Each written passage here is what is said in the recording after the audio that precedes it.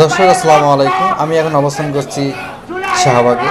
এই শাহবাগে আওয়ামী লীগ নিষিদ্ধ করার জন্য এনসিপি সহ বিভিন্ন দল একতা প্রকাশ করেছে। তারা আওয়ামী লীগকে নিষিদ্ধ করে ঘরে ফেরার অঙ্গীকার করেছে।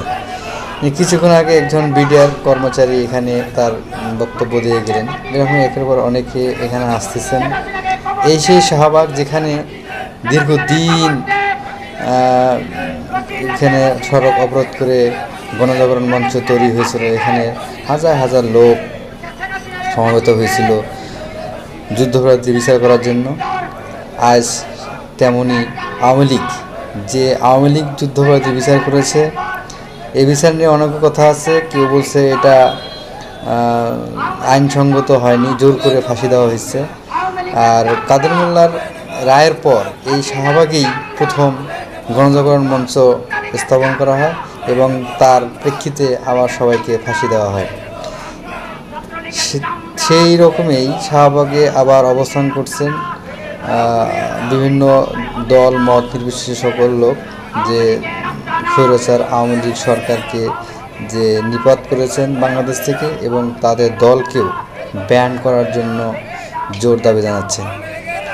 এই জন্য শাহবাগে আজ রোদের মধ্যেও হাজার লোক অবস্থান করছেন। তারা গতকাল যমুনার সামনে সারা রাত অবস্থান করেছেন, আজ তারা শাহবাগ এসেছেন। সবচেয়ে বড় কথা, এখানে আসার পরে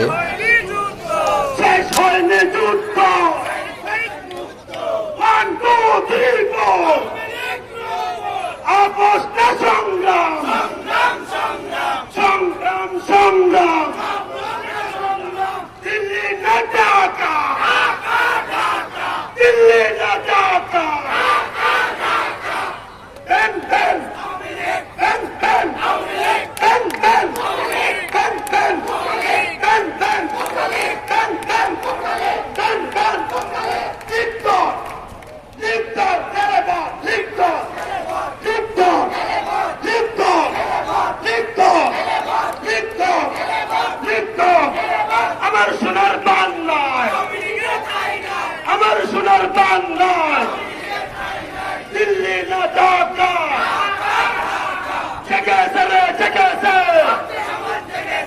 লেগেছে রে লেগেছে,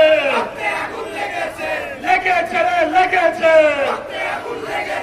হতে হাসিনা, হতে হাসিনা, হতে কৌয়া, হতে কৌয়া, 1, 2, 3, 4